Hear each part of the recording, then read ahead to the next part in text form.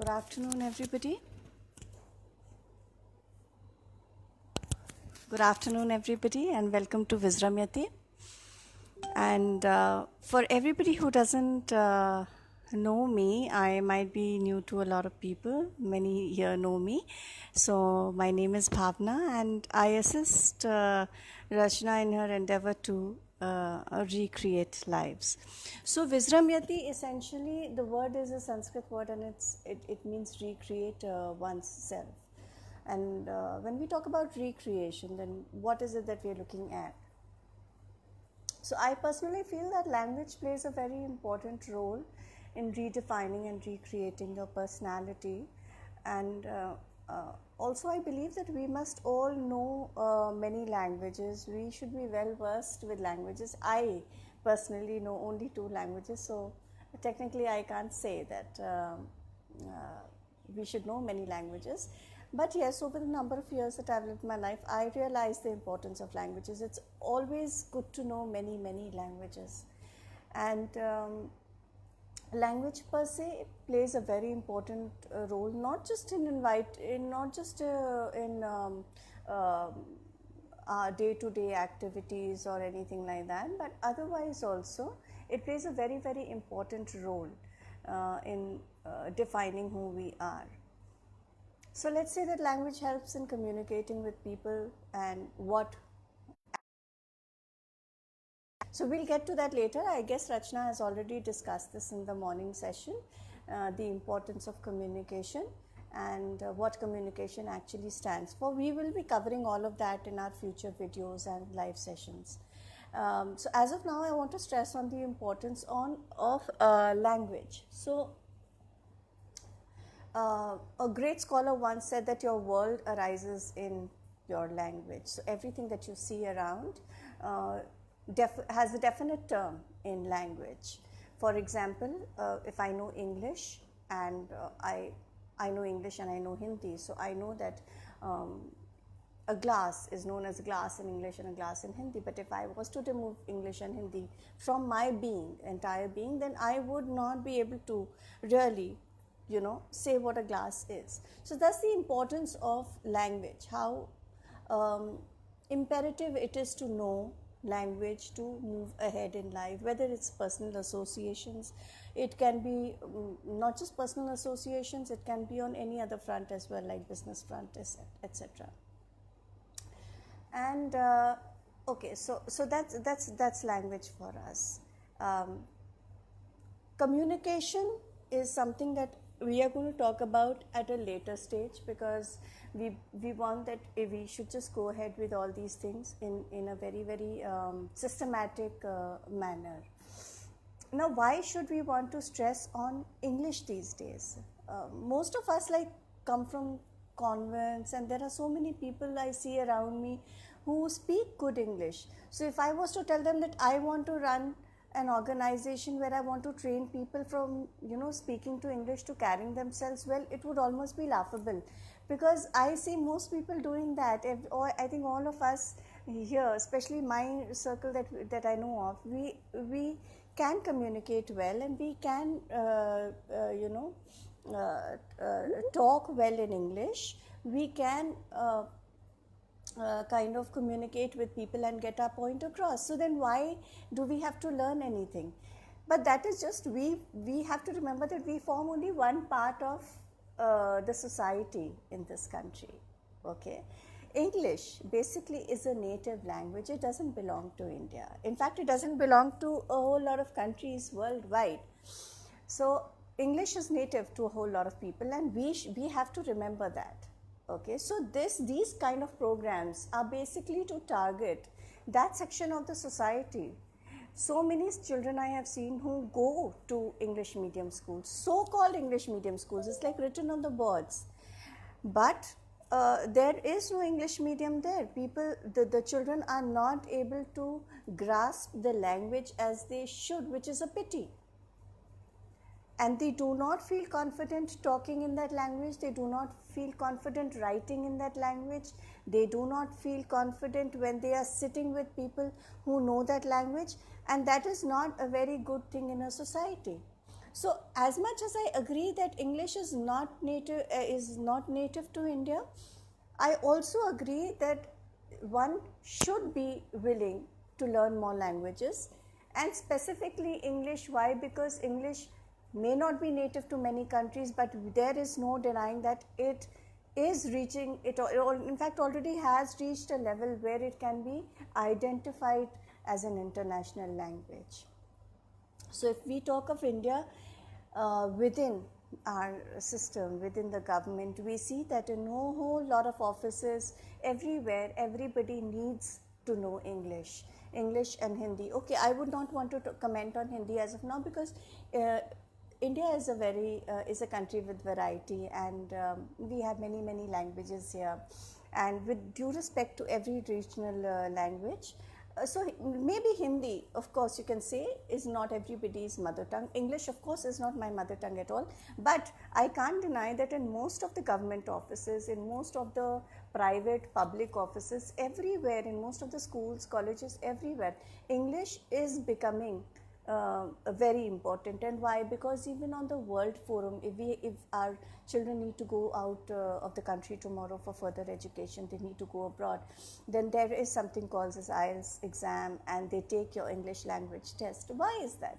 Not because they are lacking in their own vernacular, or they are lacking in their own language. No, but you have to, like, at least we must recognize that English as a language allows us to come on a same platform, on the same platform. Everybody does come on the same platform.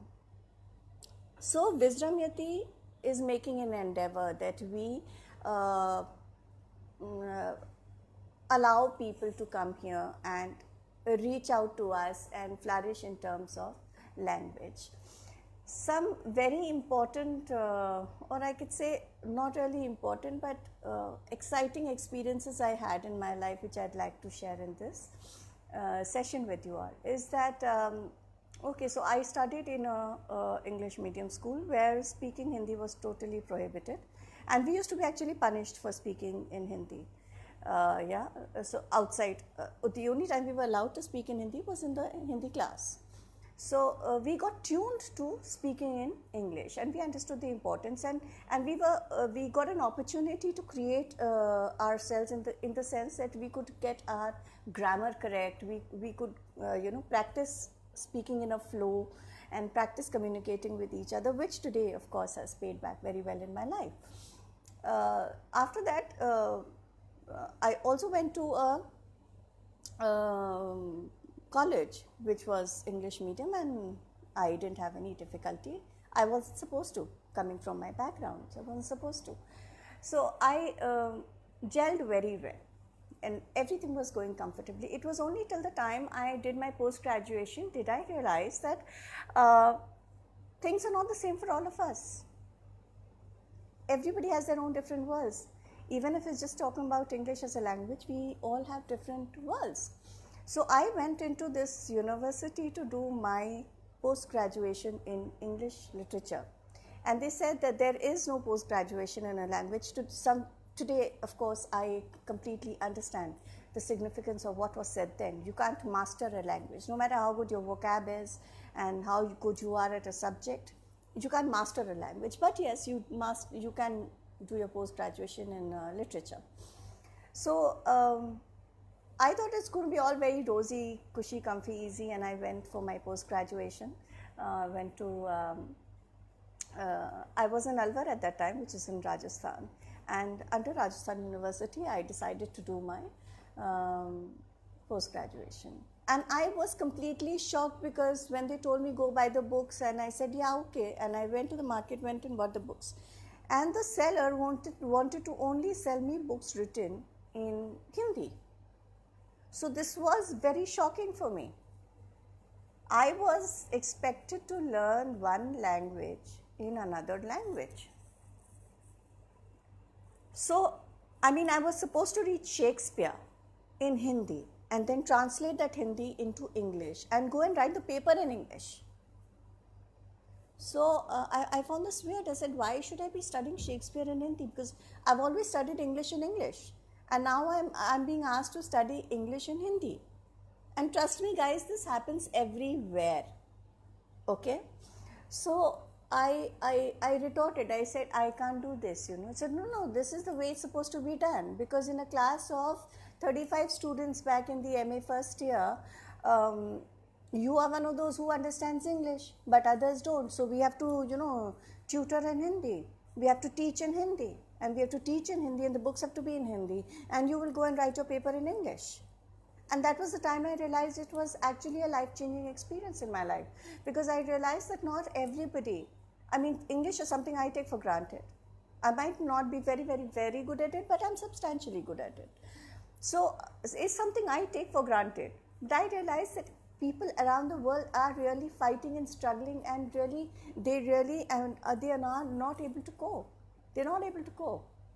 So that was life changing for me, and I realized that no, while I might take English for granted and I say, oh, it's just another language, and I feel very comfortable talking in it, speaking in English all the time, I realized that there is a huge section of the population out there who are just struggling every day just to speak a few words.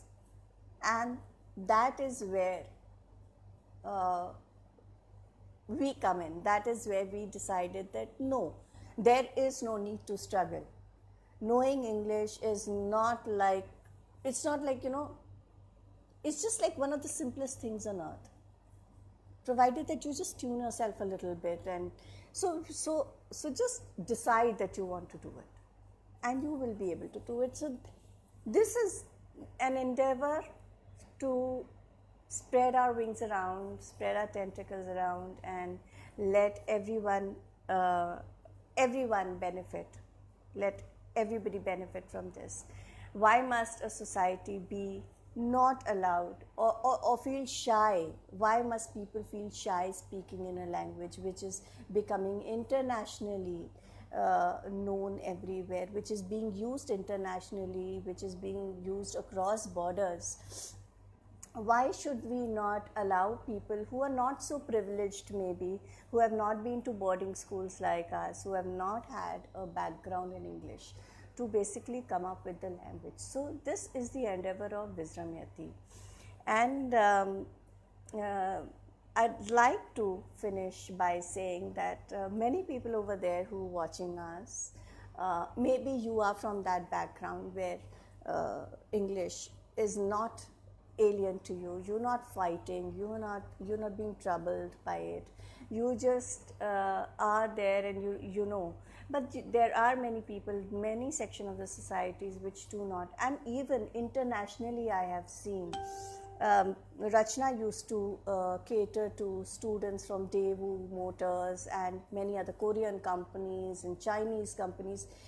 These people really only, they don't speak in English, they don't delight in English. They are very, very, they feel honored to speak in their own vernacular. You go to China, you see people, they are conversing in Chinese, Russians.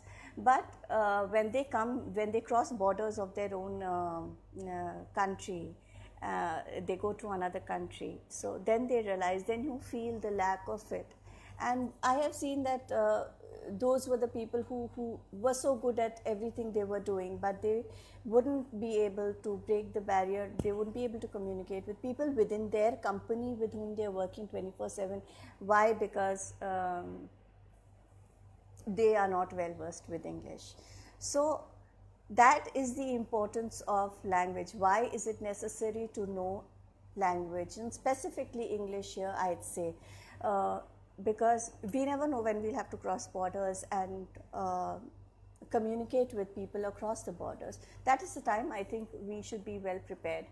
It's not about knowing it's not about knowing all language with fluency. Not all languages you can know with equal, finesse, but you know a language substantially to at least talk in it, at least speak in it, at least be able to express your ideas. So that is the actual point. And with that, I say goodbye to all of you. Please take good care of yourself and keep posting on Vizramyati and be in touch with us. Thank you.